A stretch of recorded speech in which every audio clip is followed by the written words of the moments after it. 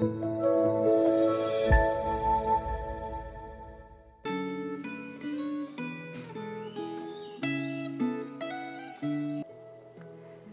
saudara-saudara yang terkasih di dalam Tuhan.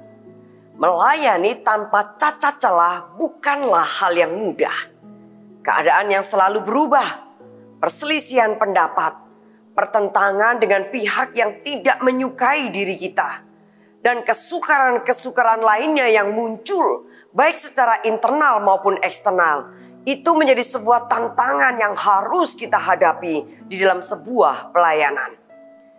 Perenungan refleksi Gemah hari ini mengajak kita belajar dari Rasul Paulus yang telah menjadi teladan dalam pelayanannya. Dalam tulisannya, Paulus mengingatkan kita sebagai pelayan Allah agar pelayanan kita jangan sampai dicela dan kita tidak menjadi penghalang bagi orang lain untuk menerima anugerah Allah.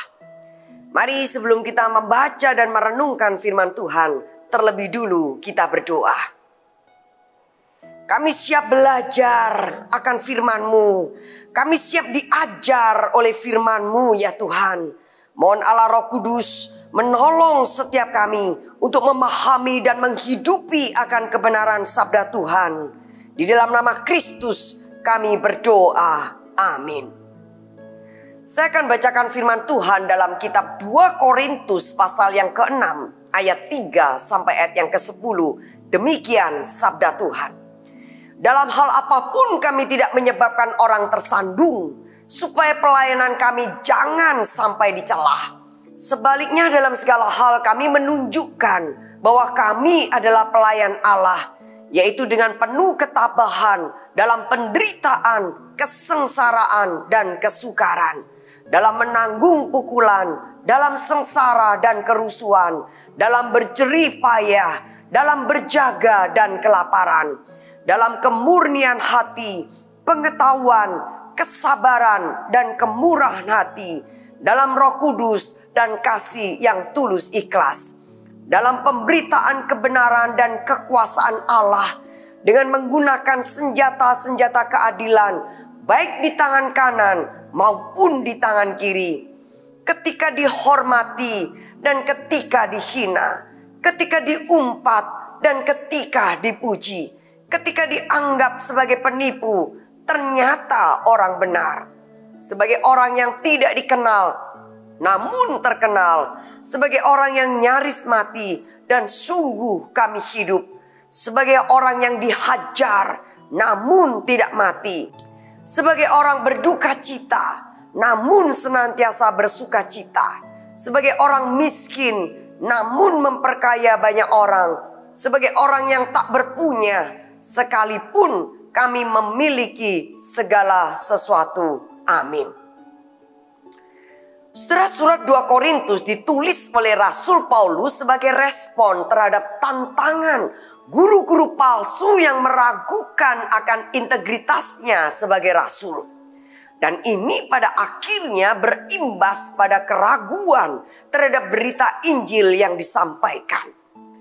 Namun di balik usaha Paulus meyakinkan jemaat di Korintus tentang kerasulannya dan juga keaslian berita yang disampaikannya, ada kasih karunia Allah yang menopang dan memampukan Paulus untuk bertahan di tengah-tengah tantangan yang begitu berat di dalam hidup dan pelayanannya. Oleh sebab itu, ketika kita membaca dan merenungkan surat 2 Korintus ini, kita diingatkan bahwa setiap kita sesungguhnya membutuhkan kasih karunia Allah di dalam hidup dan pelayanan kita.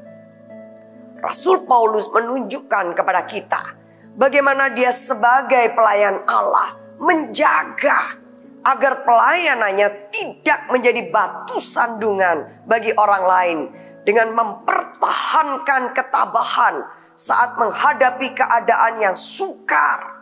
Seperti halnya yang tertulis di dalam ayat 4-5.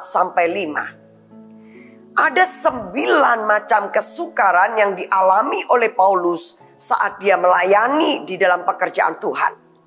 Pertama, dengan penuh ketabahan dalam penderitaan, kesengsaraan, kesukaran, dalam menanggung pukulan, Yang kelima, dalam penjara dan kerusuhan, dalam berjerih payah, dalam berjaga, dan yang kesembilan, dalam kelaparan.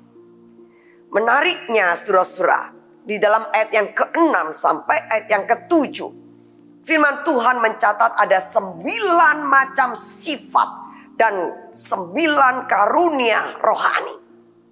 Yaitu dalam kemurnian hati, pengetahuan, kesabaran, kemurahan, dalam Roh Kudus, dan kasih yang tulus ikhlas, dalam pemberitaan kebenaran dan kekuasaan Allah.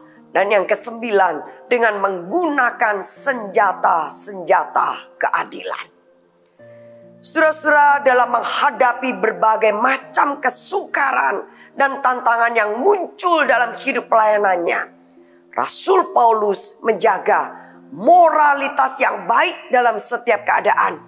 Tidak peduli apakah pengalaman yang dihadapinya itu menyenangkan atau tidak. Dalam ayat yang ke-9 sampai 10 mencatat ada 9 pasang pertentangan yang dikatakan orang-orang mengenai perangai dan kelakuan Paulus dalam hidup dan pelayanannya. Baik itu yang menyenangkan maupun yang tidak mengenakan. Ketika dihormati dan ketika dihina, ketika diumpat atau ketika dipuji, ketika dianggap sebagai penipu, ternyata orang benar. Sebagai orang yang tidak dikenal, namun terkenal. Sebagai orang yang nyaris mati, dan sungguh kami hidup. Sebagai orang yang dihajar, namun tidak mati. Sebagai orang yang berduka cita, namun senantiasa bersuka cita. Sebagai orang miskin, namun memperkaya banyak orang. Sebagai orang yang tak berpunya, sekalipun kami memiliki segala sesuatu. Saudara-saudara, di dalam pasang surut hidup dan pelayanan kita sebagai umat Kristen, kita perlu menjaga moralitas yang tidak mudah menyerah, yang tidak putus asa, supaya Injil Yesus Kristus jangan sampai ditolak karena kesalahan kita. Namun pertanyaannya, sesungguhnya siapa yang sanggup melayani dengan standar moralitas seperti yang terlihat dalam hidup daripada Rasul Paulus?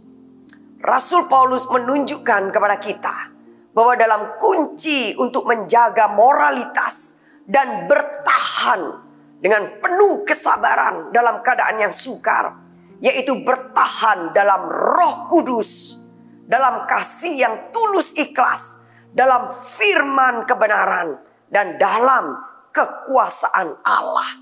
Ini dicatat dalam ayat yang ke-6 sampai 7. Saudara, bagian ini mengingatkan dan mengajarkan kita bahwa kita mampu menjaga moralitas dan integritas bila kita bersandar kepada Roh Kudus, kepada kekuasaan Allah. Hal ini senada dengan apa yang dikatakan oleh Paulus sebelumnya, bahwa kesanggupan kami adalah pekerjaan Allah, dan Allah lah yang membuat kami juga sanggup menjadi pelayan-pelayan dari suatu perjanjian baru. Pasal 3 ayat 5 sampai 6. Saudara-saudara, kita patut bersyukur bahwa Allah tidak pernah meninggalkan kita sendirian untuk berjuang agar hidup berkenan kepadanya. Allah senantiasa memampukan anak-anaknya untuk hidup, untuk melayani sesuai kehendaknya. Dalam segala hal, Rasul Paulus menginginkan agar pelayanannya jangan sampai dicelah. Bagaimana dengan kita? Apakah kita selalu mengingat untuk menjaga moralitas dan integritas dengan bersandar kepada Allah, sehingga orang lain yang belum percaya dapat menerima anugerah Allah? Biarlah ini menjadi perenungan bagi setiap kita untuk hidup, untuk melayani sesuai dengan kehendaknya. Mari kita berdoa. Jadikan kami pelayan Allah yang senantiasa hidup berpadanan dengan panggilan-Mu ya Allah. Pelayan yang senantiasa bersandar kepada kasih karunia Allah, kepada Roh Kudus yang sanggup memberikan kekuatan dan kemampuan untuk kami melakukan pelayanan sesuai kehendak-Mu. Dalam nama Kristus kami berdoa. Amin. Selamat menapai hari dalam firman dan selamat melayani. Tuhan memberkati.